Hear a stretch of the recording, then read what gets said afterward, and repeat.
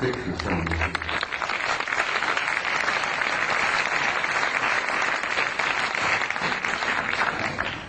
This is a NASA photo. This is Apollo 12. Apollo Systems 12, roll number 50, negative number 7348. They were flying over the moon before they landed. They went into orbit around the moon. As many of you, I'm sure, if you know the system, you know the procedure. They went into orbit around the moon, and while they were there in orbit around the moon, a number of anomalous artifacts began showing up, showing interest in them. Next picture, please. This picture was taken by Neil Armstrong while they're looking out of the window of their little craft. This object flew by. There's the moon in the background, of course. There's this object that flew by the window of that little craft that they were riding in. Neil took the Hasselblad camera that he had, put it up the window, and snapped this picture. Next picture, please. NASA Apollo 12. Roll 51, negative number 8653, something like that. Now this is a good-sized object. This is several hundred feet in diameter that came up next to the lander, flew along beside them for a time. The guys in the Apollo crafts put their camera to the window and snapped the thing. And I've always jokingly said there were guys inside of this taking pictures of the NASA. We were photographing them, they were photographing us. Next picture, please. Photo NASA Apollo Systems number 14, Apollo 14. Roll 70, negative, what is it, 9837, I think, or 8827, I think it is. This is the Landsberg crater on the moon. The guys in orbit above the moon were particularly fascinated by Landsberg. They had been given a special assignment to take pictures of Landsberg because the crater, which they designated as Landsberg, had things going on in the crater that were very anomalous. There was construction going on. There were enormous facilities of the crater up there. So they were specifically designated and assigned to photograph Landsberg to see if they could figure out what the hell's going on down there in the crater on Landsberg. While they were looking at Landsberg, this object happened to express interest in them and flew by. Now this line is an artificial line that was drawn to show you the direction that this object was going. This is a good-sized object flying past the Apollo lander. God, I'm so glad that some of these were favored. I still get angry. 40 rolls of film was taken and they erased them. Anyhow, next picture, please. It's the same photo of Landsberg, but with the next negative, 9838, of this object here, flying by. Next picture. Now we're getting into some nitty-gritty. I'm going to give you just a brief little bit of history here. Back in the early days of NASA and the Apollo program, I got this picture from the Japanese Space Agency, the Japanese NASA. They have a tremendous program going over there in Japan. You know, the Japanese are bright people. So the Japanese Space Agency had signed a contract with NASA years and years ago to buy copies of every picture NASA took during the Apollo program. And I'm sure the Japanese paid a sizable amount of money for this contract. And as the films was developed and the photos were made and they shipped them off to Japan, and the Japanese have a tremendous reservoir of good, original NASA pictures. They bought them, they paid for them. Now, this photograph was released by the Japanese Space Agency, and you can see the Japanese writing here. This was taken by Apollo 13. Now, you're all familiar, I'm sure, with Apollo 13. That was the aborted mission that was going to the moon to land, and they had an accident on the way. They couldn't land. They damn well barely got back. While they are on the way to the moon, here's the moon, a number of things began happening. Some strange objects were appearing outside the windows of the spacecraft. And guys could grab their Hasselblad camera and start taking pictures. This photograph shows 3 different objects here. This looks like a circular object with an enlarged dome on top. This is a smaller object, a circular kind of disc-shaped craft. But coming in from the right margin of this particular picture is this. Next picture, please. Here we are. This is a blow-up of the positive in the photograph. And here is a blow-up of the negative of this object here. Ladies and gentlemen, this particular object is 5 miles long. And I'm tempted to use the term big mother. No pun intended, but it appears to be a mothership. It's gigantic. 5 miles long. And here these NASA guys are up there, these little cramped Apollo capsule, and they look out their window and they see something that's 5 miles long. Shakes them up a little bit. When they got back to NASA with these pictures, that shook them up a hell of a lot. Next picture, please. This is the next sequence. Here, this large mother has moved into the middle of the frame, and something else has shown up over here, which has been estimated to be 2 miles long. But this really upset the guys. I've never been able to find out which one of the 3 Apollo members of the Apollo 13 crew would admit to ever having taken these pictures. Because as you know, the Apollo astronauts were threatened with their lives. I kid you not, they were threatened seriously. They even threatened their families if they ever divulged any of the information that they knew. Next photo, please. Now, here we are. Here's the big mother. Here's the other one, 2 miles long. Here's a picture of the positive. This is the negative. This mother is 5 miles long. Up here you see what appears to be 2 circular objects either arriving or departing from that particular big ship. I can almost understand why the authorities in NASA, why the authorities in the space program didn't want this information to come out. They were frightened. They were stunned. They couldn't deal with it themselves, and they figured if they couldn't handle it, you couldn't handle it. There would be social disruption, I believe is one of the terms they used.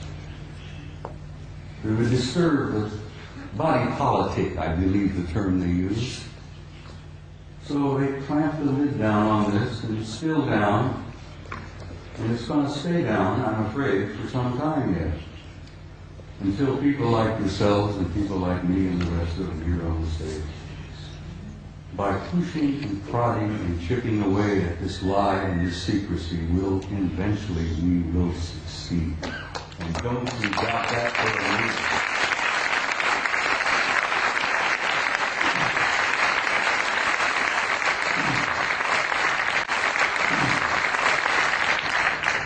Now I'm in for another photograph that I think will shock you some. In 1980, NASA, never a straight answer, launched the Voyager program to Saturn. They launched this little mechanical spaceship filled with cameras and film and so on. Wanted to go to Saturn because something had been going on in the rings of Saturn, around the moons of Saturn, that didn't make a lot of sense. Some anomalous events were taking place in Saturn, near Saturn, at Saturn. So they launched the Voyager in 1980.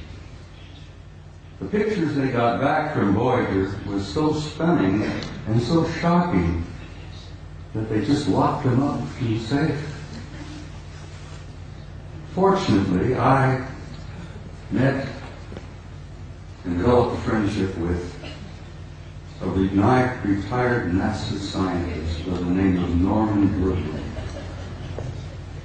Norman Bergman worked for NASA for about 30 years. He was a technician and scientist on the Voyager program to Saturn in 1980.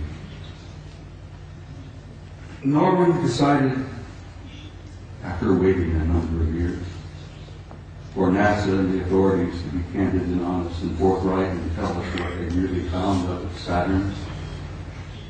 And Norman got so frustrated he wrote a book. Now, he couldn't get it published in the United States. No American publishing house would even touch it. Norman Bergman had to go to Scotland, for God's sake, to Aberdeen to get his book published. And he did publish it. He did succeed. He got his book. It's a piece of genius. It's a beautiful piece of work. And the things that they photographed near Saturn appeared in print for the first time. This is the A-ring of Saturn. And you're all familiar with what Saturn looks like. It's a beautiful planet. It's giant. It's a big one. But it's got rings all around. Well, this is the A-ring, and here is an object that is self-luminous, obviously artificial, larger than our moon. It seems to be moving all around throughout the rings of Saturn among the moons of Saturn. And Saturn's got a couple of dozen moons. This object here, as I said, larger than our moon, moving all around apparently under intelligent control in the rings of Saturn. Now, try for a moment, if you can, to imagine a kind of a technology that is capable of constructing something larger than our moon, that's artificial, that moves around wherever it wishes to go, that's probably got several thousand guys inside. That is shocking to some people. Next picture, please. This is the piece de resistance, I guess, as the French say. Here you have another self-luminous, artificially constructed object, circular in shape, larger than our moon, that is also moving here, there, and everywhere throughout the rings of Saturn and among the moons of Saturn. You know, there's got to be intelligence at work. But this is the one that really blew the NASA people on the Voyager program out of the water. This object, this is an object, guys, is 2,000 miles long. It's 400 miles in diameter. And it's an artificially constructed, Norman calls it an electromagnetic vehicle. He says they appear to be making the rings. This is one of the rings of Saturn. I think this is the B ring. Bergman says he thought they were probably making the rings. I said, Norman, you ever consider the possibility they may be mining the rings? Because I think the rings are probably rich in nutrients, minerals probably. And an incredibly advanced civilization, I think, would work out some system of mining those rings for all the minerals that are up there and utilizing them. Because space is filled with wealth, energies of all kinds. They never have to dig another hole in the ground like we do down here. Space is filled with energy. This is 2,000 miles long, and here on this end there seems to be something like an exhaust or a flare of energy of some kind. It's probably a result of engines of some type inside this thing. But whatever it's doing, it's there, and it's a recognition and a representation of an advanced intelligence. And that's one of the things they don't want you to know, that we are confronting and relating with an intelligence that's so far beyond our own. We're looking at and talking about what's known as a Type 2 civilization. Now, for your own interest, I suspect most of you suspect this, but you are all members of the 0-0 type civilization. Beyond us, hopefully in a century or two, we might become Type 1. But this is a representation of the Type 2 civilization. And Michio Kaku, the famous Japanese-American physicist in New York, has put out this concept about Type 0, 0, 1, 2, 3, and 4 of the kind of advanced cultures and civilizations we will probably meet out there. Well, in probably meet out there, we've already met them. They're here. They're in our midst. So, I think I brought about 15 or 20 of these pictures, but I simply had no time. I don't have the time to show them all. But I've shown a few here, and I think I've piqued your curiosity. And I think most of you are pretty bright people, and you know you've been conned. You know you've been lied to. You're not fools. And I think you know who you are and why you're here and where you're going.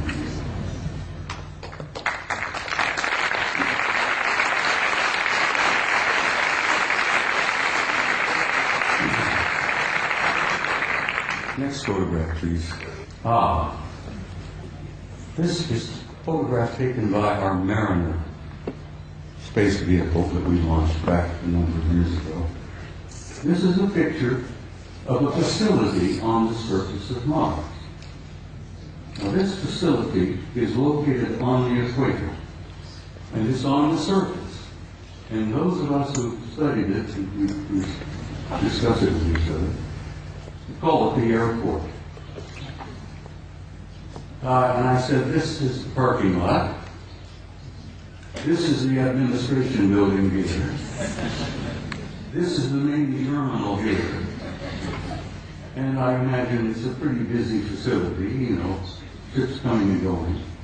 But it's not an airport, it's very likely a spaceport. It is on the surface and it's on the equator of Mars. And if you're ever interested in launching a vehicle from a planet, you put it on the equator and you take advantage of the rotation of the planet to assist in the launching of your vehicle. You can take the momentum of the movement of the planet and it helps you get the thing off the ground. So it's exactly on the equator, it's on the surface, and it's massive in size. So maybe that is the parking lot, I don't know. Maybe that's the admin building, but there's something going on Mars. And I've been going back and forth with Richard Hoagley now for years, where Richard, who I know most of you are aware of, is convinced that Mars is covered with ruins. Well, it is. But it's not just ruins. There are things going on that planet. On the surface, under the surface, continuously. Next picture, please. This was published in a German magazine, but this is a Soviet photo. This is from their Phobos 2 spacecraft. This is a city under the surface of Mars that is the size of Chicago. Chicago is one of our biggest cities. Several million people live in Chicago. This is under the surface. You can see the city block. Breakdown here of portions of the neighborhoods, whatever it is. But it's generating an enormous amount of heat. And they picked this up on the infrared when Phobos is going around the planet and snapping pictures like crazy. And the Soviets were pretty open about releasing some of their photos. contrary to the United States, where lying has become a fine art. Don't get me started on my politicians. Fools who, sitting on Mars, under the surface, you can see the streets, Broadway, First Avenue, whatever. People have said, well, who was there?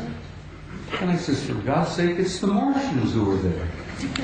What a silly question to ask. Who's there?